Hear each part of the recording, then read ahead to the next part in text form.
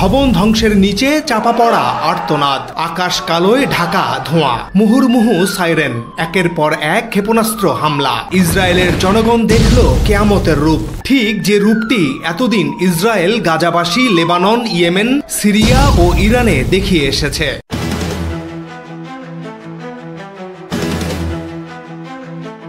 13 June ভোরে ইরানের ভেতরে ঢুকে ইসরায়েলের নজিরবিহীন হামলার পর মুহূর্তে কেঁপে ওঠে ইরান। কয়েক মিনিটের মধ্যে ইরানের শীর্ষ জেনারেল ও পরমাণু বিজ্ঞানীদের হারায় তেহরান। পারমাণবিক স্থাপনা, এয়ারবেস, ব্যালিস্টিক ক্ষেপণাস্ত্র নিক্ষেপের স্থানগুলোতে সম্মিলিত হামলার পর ইরানের আত্মবিশ্বাসে যখন তুমুল ফাটল দেখা দেয়, তখনই সহযোদ্ধাদের হারানোর তীব্র শোক আর ইরানি জনগণকে রক্ষার মন্ত্র নিয়ে ইসরায়েলে পাল্টা হামলা চালায় ইরান। আর এরপরই বদলে যায় অতীতের সব হিসাব নিকাশ।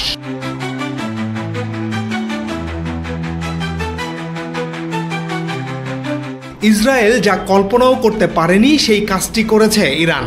যে আয়রন ডোমকে দুর্ভেদ্য ও অজেয় মনে করত ইসরায়েলি জনগণ, তেল আবিবের গর্বের সেই প্রতীককে ভেদ করে ইসরায়েলের অভ্যন্তরে ক্ষেপণাস্ত্র হামলা চালিয়েছে ইরান। যান বাঁচাতে নিরাপদ আশ্রয়ের আশায় ইসরায়েলিরা ছুটছে এ প্রান্ত থেকে ও প্রান্ত, ঠিক যেভাবে গাজায় রক্তাক্ত মানুষ ছুটত এতদিন। সেই দৃশ্য এখন ইসরায়েলের শহরে শহরে। সেখানে এখন সাইরেনের শব্দ মানেই আতঙ্ক, আর আতঙ্ক থেকে দিশেহারা ইসরায়েলিরা যুদ্ধের নির্মম রূপ এবারই প্রথম এত ব্যাপক আকারে টের পাচ্ছে।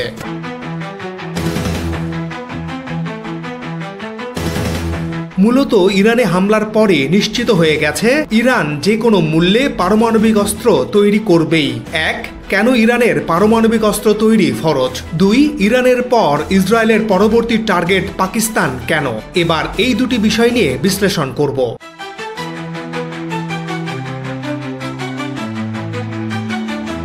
কেন ইরানের পারমাণবিক অস্ত্র তৈরি ফরজ হয়ে দাঁড়িয়েছে? ইরান হচ্ছে মধ্যপ্রাচ্যের সেই দেশ যারা সমস্ত প্রতিকূলতার বিরুদ্ধে দাঁড়িয়ে যুক্তরাষ্ট্র, ইসরায়েল ও সমগ্র পশ্চিমা শক্তির সাথে লড়াই করে চলছে। এই লড়াই অর্থনৈতিক নিষেধাজ্ঞা, বাণিজ্য নিষেধাজ্ঞা, অস্ত্র নিষেধাজ্ঞা থেকে শুরু করে প্রতিবেশী মুসলিম দেশগুলোর বিশ্বাসঘাতকতার সাথেও।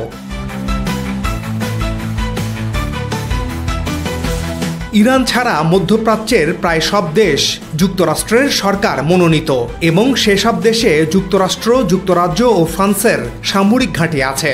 যেসব ঘাঁটি থেকে চারপাশ দিয়ে ইরানকে ঘিরে রেখেছে তারা, যার পুরো সুবিধা নিচ্ছে ইসরায়েল। এবং এর পরিণতি কতটা ভয়াবহ হতে পারে তা 13 জুনের হামলা থেকে পরিষ্কার বুঝে গেছে ইরান।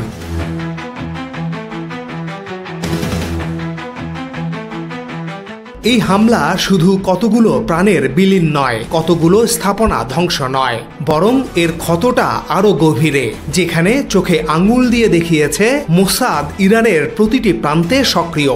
তারা চাইলে যে কোনো স্থাপনা ও গুরুত্বপূর্ণ ব্যক্তিকে হত্যা করতে পারে। এটি ইরানিদের আত্মবিশ্বাসের ওপর চরম আঘাত। এই ট্রমা থেকে বের হওয়া কঠিন।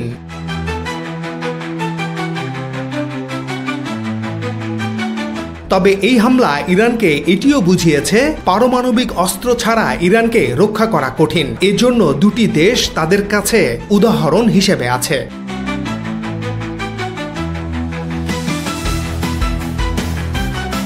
উদাহরণ 1, লিবিয়া। উত্তর আফ্রিকার বিশাল সাহারার বুকে ভূমধ্য সাগরের ঠিক দক্ষিণে অবস্থিত লিবিয়া। পশ্চিমে তিউনিসিয়া ও আলজেরিয়া, পূর্বে মিশর, দক্ষিণে চাঁদ ও নাইজার, আর উত্তরে নীলাভ ভূমধ্য সাগর। এমন ভৌগোলিক অবস্থানে লিবিয়া ছিল আফ্রিকা, ইউরোপ ও মধ্যপ্রাচ্যের একটি কৌশলগত কেন্দ্র।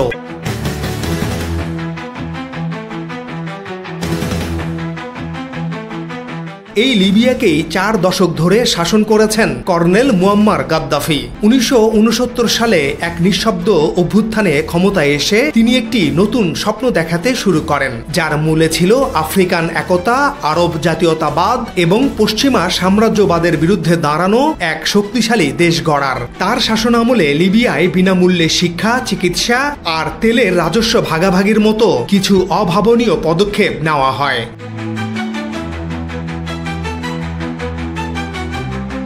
কিন্তু গাদ্দাফি কেবল উন্নয়নেই থেমে থাকেননি। তিনি চাইতেন লিবিয়া হোক একটি আত্মনির্ভরশীল প্রতিরক্ষা শক্তি।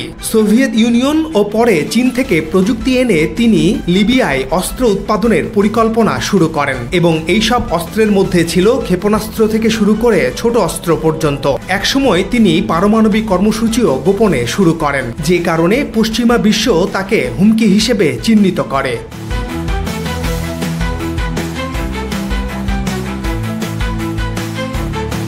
2003 সালে আন্তর্জাতিক চাপের মুখে পড়ে গাদ্দাফি সব অস্ত্র কর্মসূচি বন্ধ করেন। একে তিনি শান্তির জন্য আত্মত্যাগ বললেও এই সিদ্ধান্তই তার পতনের বীজ বপন করে দেয়। 2011 সালে পশ্চিমা বিমান শক্তির সমর্থন পুষ্ট আরবের গণবিক্ষোভের সময় তাকে প্রকাশ্যে হত্যা করা হয়।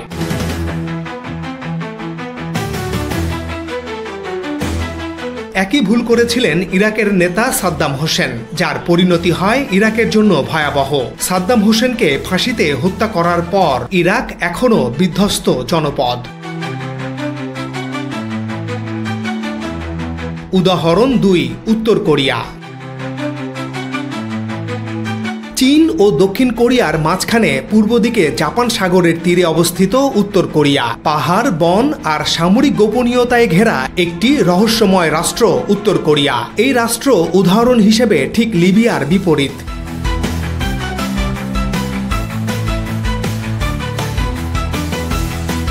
সমস্ত আন্তর্জাতিক নিষেধাজ্ঞা উপেক্ষা করে পারমাণবিক ওয়ারহেড এবং আন্তঃমহাদেশীয় ব্যালিস্টিক ক্ষেপণাস্ত্রের একটি শক্তিশালী অস্ত্রাগার তৈরি করেছে দেশটির শাসক কিম জো উন। ফলে এই দেশে হামলার আগে যুক্তরাষ্ট্র, দক্ষিণ কোরিয়া বা জাপানকে অন্তত 10 বার ভাবতে হবে।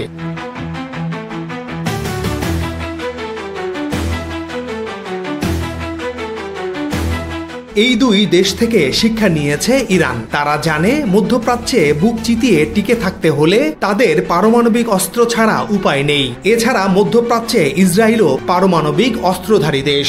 যুক্তরাষ্ট্রের প্রত্যক্ষ মদদে তারা পরমাণু অস্ত্র বানিয়েছে।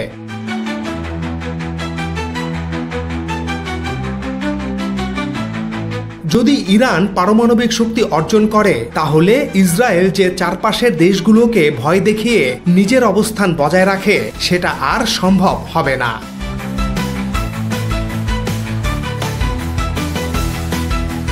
মধ্যপ্রাচ্যে কৌশলগত নেতৃত্বে ধীরে ধীরে ইসরায়েল থেকে সরে গিয়ে উপসাগরীয় দেশগুলো যেমন সৌদি আরব, সংযুক্ত আরব আমিরাত, কাতার বা ওমানের দিকে যাচ্ছে। এমন এক সময় অনেকটা ঝুঁকি নিয়ে নেতানিয়াহু এই যুদ্ধ শুরু করেছেন, যে যুদ্ধ ইরানকে সেই সত্যের মুখে এনে ফেলেছে যেখানে ইরানের সর্বোচ্চ নেতা আয়াতুল্লাহ আলী খামেনির সামনে উদাহরণ মুয়াম্মার গাদ্দাফি ও সাদ্দাম হোসেনের পরিণতি, যা কখনো চাইবেন না তিনি।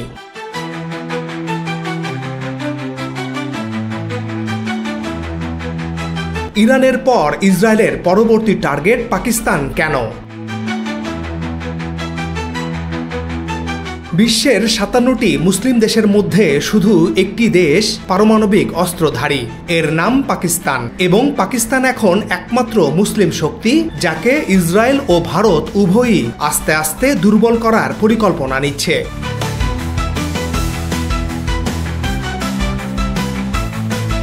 এবারের ইরান ইসরায়েল যুদ্ধের সময় ইরানের পক্ষ নিয়ে পাকিস্তান কেবল বিবৃতি দেয়নি, বরং পাকিস্তানের ঘাঁটি ইরানকে ব্যবহার করতে দেয়া হয়েছে। পাকিস্তানের বালুচিস্তানে ইরান বানাচ্ছে একাধিক সামরিক যোগাযোগ চ্যানেল, বিশেষ করে চাহবাহার বন্দর সংলগ্ন এলাকায়।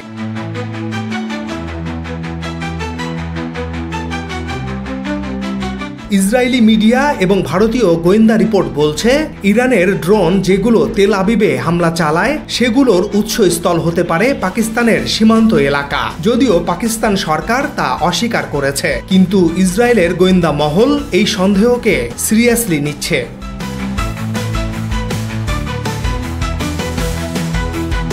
পাকিস্তান বধে ভারত ইসরায়েলের চক্রান্ত।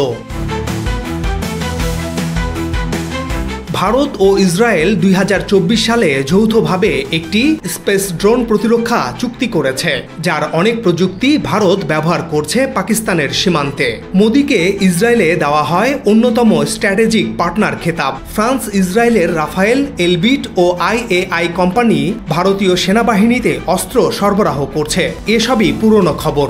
নতুন খবর হলো বহু বছর ধরে ইসরায়েলের টার্গেটে আছে পাকিস্তান।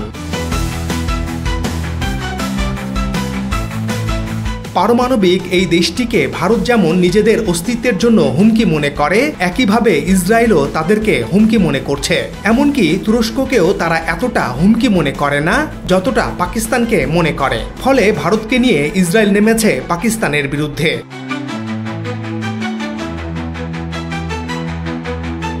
পাকিস্তানের বেলুচিস্তান সহ বিভিন্ন জায়গায় সক্রিয় ইসরায়েলের গোয়েন্দা সংস্থা মোসাদ পাকিস্তানকে অস্থির করার পাশাপাশি তাদের প্রধান লক্ষ্য পাকিস্তানের পারমাণবিক অস্ত্রের নিয়ন্ত্রণ নেয়া এবং ধীরে ধীরে সেগুলোকে অকার্যকর করে পুরো পরমাণু স্থাপনা ধ্বংস করা এবং দেশটির পরমাণু বিজ্ঞানীদের হত্যা করা।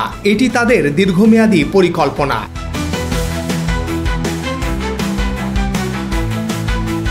মনে রাখতে হবে, মোসাদ যে কোনো পরিকল্পনা বাস্তবায়ন করতে 5 থেকে 10 বছর ধৈর্য ধরে লেগে থাকে এবং শেষ পর্যন্ত যখন পরিকল্পনাটি সাকসেস হয় তখনই জানা যায় কত বছর ধরে তারা পরিকল্পনাটি করেছিল।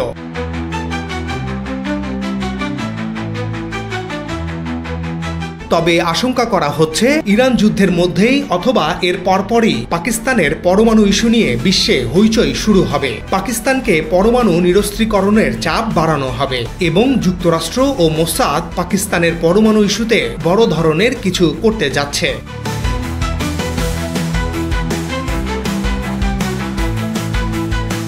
ইরানকে রুখতে চেয়েছিল ইসরায়েল, কিন্তু উল্টো ইরান এখন পরমাণু অস্ত্রে নিজেকে অপ্রতিরোধ করতে যাচ্ছে।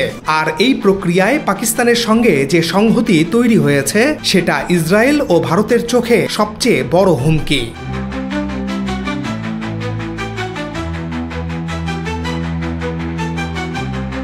ফলে দিন দিন যুদ্ধের মানচিত্র বদলাচ্ছে।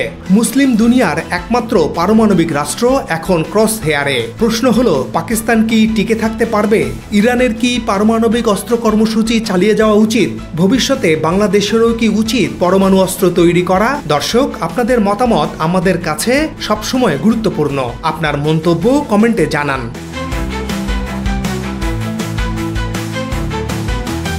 আজ এ পর্যন্তই। আবারও দেখা হবে নতুন কোনো প্রতিবেদনে। সে পর্যন্ত সবাই ভালো থাকুন, সাবস্ক্রাইব করে আমাদের সাথে থাকুন।